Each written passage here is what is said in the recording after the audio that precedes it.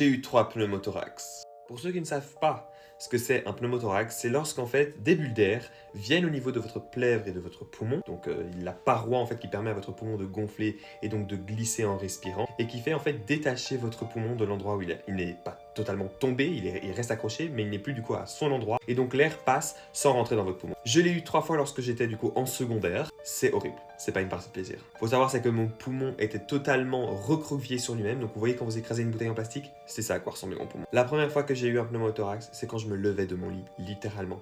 Je me suis levé de mon lit, j'ai été chercher à manger pour faire mon petit déjeuner et d'un coup j'ai senti quelque chose et je me suis retrouvé position normale, comme ça. Faut savoir que les personnes atteintes de pneumothorax, c'est une maladie bénigne, donc c'est une maladie aiguë, ce n'est pas chronique, donc tout va bien. Ça vient comme ça, et c'est majoritairement les hommes sveltes qui sont touchés, qui soit font des instruments à flûte, ou je pense qu'ils font de l'haltérophilie et ce genre de choses. Je faisais partie d'aucune de ces catégories, et je l'ai quand même eu. C'est une question de chance. Ou de malchance plutôt. Faut savoir la première fois que j'ai été à l'hôpital, donc du coup on m'a fait une radio, donc j'avais bien un pneumothorax, j'ai dû être hospitalisé pendant une semaine, on m'avait mis un drain. Ici j'avais des cicatrices pour retirer l'air et on sent vraiment quand on met le drain, l'air qui ressort directement. Et c'est très impressionnant, mais voilà, ça fait pas très très mal, enfin sauf le drain la première fois puisque le médecin en question avait mis le drain un peu trop profond et donc je le sentais tourner en moi et ça faisait très très mal et je sentais mon poumon gonfler et qui piquait avec le drain, donc comment vous dire que ça a été très très long et très douloureux. Hormis ça, tout allait bien, seulement qu'il m'avait dit qu'il y avait moyen d'une récidive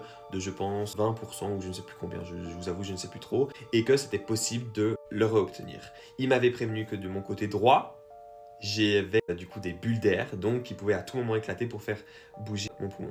J'ai eu donc mon voyage et tout s'est bien passé. Quelques mois après, j'ai eu le deuxième pneumothorax. Et là, du coup, c'est moi qui ressentais une gêne. C'était pas comme la première fois où c'était vraiment distinct. Je sentais qu'il y avait quelque chose qui n'allait pas. C'est je sentais une gêne et je l'avais du coup du côté droit. Et là, lorsqu'on a du coup une récidive, on est obligé d'opérer. Donc on m'a fait une technique où je pense qu'on a talé mon poumon, c'est-à-dire qu'on a irrité le poumon et on l'a collé, donc c'est ce que j'ai eu. Et du coup, vient quelques semaines après, genre quand je suis rentré à ma première année d'année supérieure, j'ai eu mon troisième et dernier thorax de l'autre côté du coup. Et du coup, après les opérations, on vous dit clairement que vous n'avez plus jamais le droit de faire de la plongée sous-marine ou des sauts en parachute. Saut en parachute, je vous avoue, c'était pas quelque chose qui m'intéressait. Par contre, de la plongée sous-marine, oui, j'en avais jamais fait. Du coup, c'est un peu embêtant. Mais bref, c'est un peu l'histoire. Checkez toujours votre santé, n'hésitez pas à faire une prise de sang chaque année, c'est très important.